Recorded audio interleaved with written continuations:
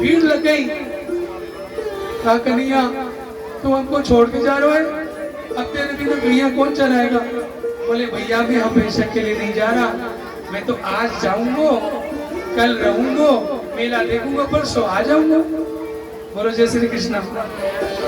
उधर गोपियों ने राधा रानी से शिकायत की, हे राधा रानी आपको कुछ पता है? वो कन्हैया वो चलिया हमें छोड़ के जा रहा है। तो राधा रानी ना तो रोई ना ही कुछ बोली, चुप हो गई। आंखों से आंसू टपकने वाले थे, लेकिन आंखों के आंसू वही रोक लिए। ये है राधा रानी का प्रेम। सब प्रेम करते हैं, आप भी तो कृष्ण को प्रेम करते हो। कौन कौन करता है प्रेम? हम सभी करते हैं ना, अपनी अपनी क्षमता के अनुसार। लेकिन राधा रानी का जो प्रेम है, ऐसा प्रेम कोई नहीं कर सकता। सारी गोपियां कहने लगी कन्हैया जा रहे हैं, आप अगर कहेंगी तो रुक जाएंगे। राधा रानी ने एक ही बात बड़ी अनमोल कह दी कि कोई अगर प्रेमी है और हम प्रेमी से प्रेम करते हैं, तो बताओ प्रेमी को अपने इशारों पे नचाएं कि प्रेमी के इशारे पे नाचे? कौन सा प्रेम सच्चा है? प्रेमी को अपनी उंगली पे नचाना अच्छा है प्रेम, कि प्रेमी की बात मान करके रहना अच्छा है? बताइए आप लोग। हाँ, तो राधा रानी तो श्री कृष्ण की मर्जी में, वो जा रहे हैं तो जाने, वो दिल में से तो नहीं जा सकते ना। बोलो जय श्री कृष्ण। कहीं कहीं तो ऐसा माहौल बन जाता है, भक्त लोग हमें भी रुला देते हैं। हमारा सबसे ये कहना है कि भाई भगवान के नाते हम आए हैं, वृंदावन तो प्रेम का सागर है, तो इसलिए आप लोग धैर्य धारण करो। ऐसा नहीं कि आप दुखी हो कि गुरु जी आप जा रहे हैं, तो ऐसा नहीं, आप प्रसन्न रहिएगा। हृदय में तो छवि बस गई ना भगवान और भगवान के भक्तों की। इन मंत्रों के द्वारा मिलन हो, इन भक्ति के द्वारा मिलन हो। गुरु ने जो बोल दिया उसकी बात का पालन करना साल साल भर, फिर कभी आएंगे ठाकुर जी की कृपा से। तो गोपियों को शिक्षा दे रही है राधा रानी कि मैंने श्री कृष्ण को कभी अपने इशारों पे नहीं चलाया। उनकी इच्छा है तो जा रहे, मुझे उसमें खुश रहना पड़ेगा। क्योंकि कुछ भक्त वृंदावन के थे, कुछ मथुरा में भी तो इंतजार कर रही है ना गोपियां। वो भी तो कितनी तपस्या कर रही थी कि खाली हम ही दर्शन हो, उनको भी दर्शन होंगे। जहां जहां कन्हैया जाएंगे धरती पे, वहां तीर्थ बन जाएंगे, वहां मंदिर बन जाएंगे। और इस प्रकार से कन्हैया विदा ले रहे हैं वृंदावन से। एक रहस्यमय लीला है, आप लोग इतने ध्यान से सुन रहे हैं तो मैं आपको बताऊंगा।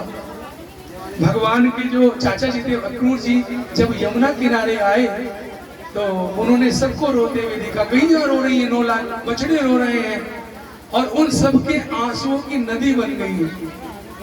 कितने लोग रो रहे थे। छोड़ वृंदाविपिन कुंज यमुना पुलिन, श्याम मथुरा चले, श्याम मधुबन चले। छोड़ वृंदाविपिन कुंज यमुना पुलिन, कृष्ण मथुरा चले, श्याम मधुबन चले।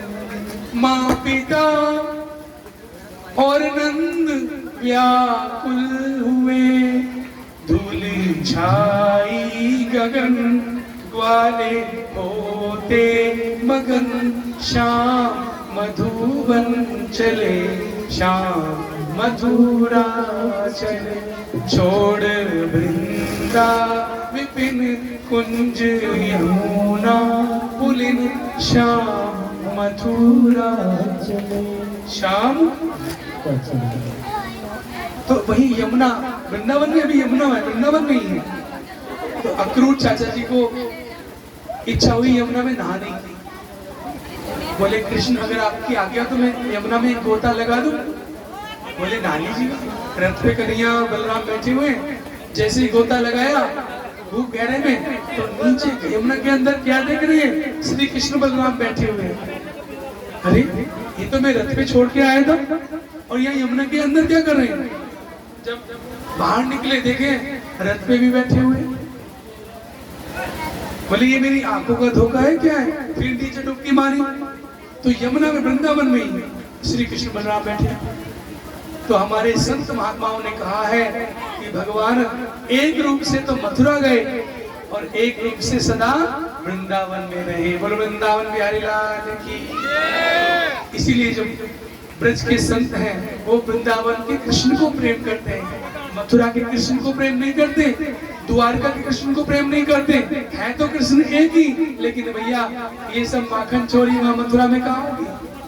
ये ग्वाल बाल की लीला द्वारका में कहाँ होगी? वहां तो बड़े कृष्ण हैं, कृष्ण तो छोटे प्यारे लगते हैं। प्रेम से बोलो जय श्री कृष्ण।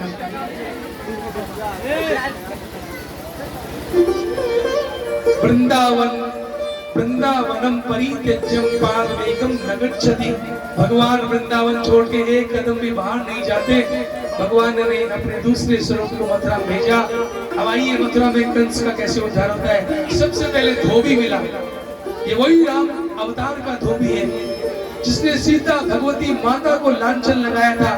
अगर हमारे हिंदुओं में, हमारे संतों भगवानों पे लांछन लगाना बंद हो जाए तो आज ये सारे धर्मों से ऊंचा हो सकता है। लेकिन कमी यही है, हिंदू संतों पे दोष लगाते हैं और आप नहीं जानते आज कितनी साजिश हो रही है भाइयों बहनों। हमने देखा है जो स्टेशन पे भिखारी भीख मांगते हैं, लाओ 1 रुपया दे दो, 1 सिक्का दे दो, तो विदर्भी लोग क्या करते हैं, बढ़िया मौका मिल गया, इस भिखारी को उठाओ। ए भिखारी क्या चाहिए? बोले दारू पीनी है। भीख मांग रहे हैं, बोले हम तुझे दारू भी देंगे, मुर्गा भी देंगे, लेकिन तुझे क्या करना होगा? तुझे हिंदुओं के संत की ड्रेस पहनाएंगे। अब देखो सब समझ लेना, आज बार बार नहीं बताऊंगा मैं आपको आकर के। उस फुटपाथ